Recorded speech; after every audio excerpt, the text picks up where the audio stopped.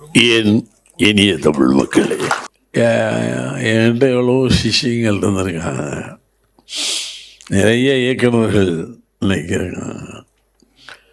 அது துருவ நட்சத்திரம் மாதிரி இருக்கிறவன் ஒரே ஒருத்தன் பாய்க்காத. ஏதோ மேடை நாகரிகத்துக்காக வேண்டி அவனுக்கு வாழ்த்து சொல்லுங்கிறது கிடையாது. அடிப்படையில் மிக பாசமுள்ளவன். முதல்ல சேரும்போது எனக்கு ஒரு சின்ன டவுட்டு. அவர் பாலகுருன்னு எனக்கு அசோசியேட்டு இவனை கூட்டிகிட்டு வர்றாரு. இந்த விடுப்பான் இல்லையா, என்னவான்னா உங்கள் கூட அசிஸ்டண்டாக ஐயோ என்ன ஆள் அவனு பார்க்குறதுக்கே இதாக இருக்கான். சரின்னு கொஞ்சம் நேரம் 2 நாள் டிஸ்கஷன். அதில் ஒரு இதை சொல்லி வசனம் எழுத சொன்னேன்.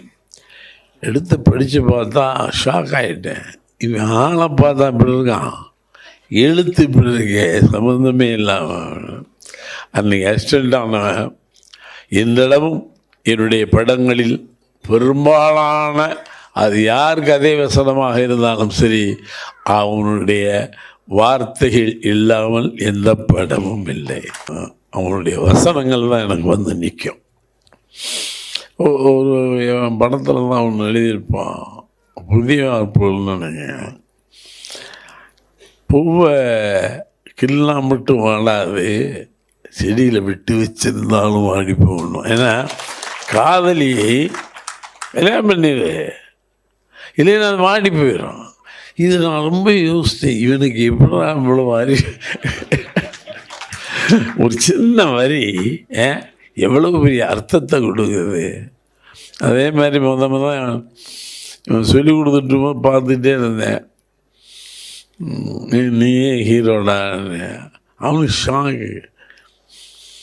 சார் இன்னும் விளையாடலடா, நீ தான் ஹீரோ. ஒரு வாத்தியார் எப்படி இருக்கணுங்கிறது ஒரு கண்ணாடி போட்டு பார்த்தேன், கரெக்டாக இருந்தான். அவன் சொல்லுவது ஒன்றே ஒன்று, எங்கள் டைரக்டர். அந்த மரியாதைக்கு நான் தலைவனுங்கிறேன். சின்ன பையன்தான். பிரவீனா, பூர்ணிமா, நான் இன்னைக்கு சொல்லுவேன், ரொம்ப என்னடா இளமையாயிட்டேன். நேற்று என்னை பார்த்தான், ஆள் பாருங்க எங்கே இருக்கான், நானாவது இப்படி இருக்கேன்.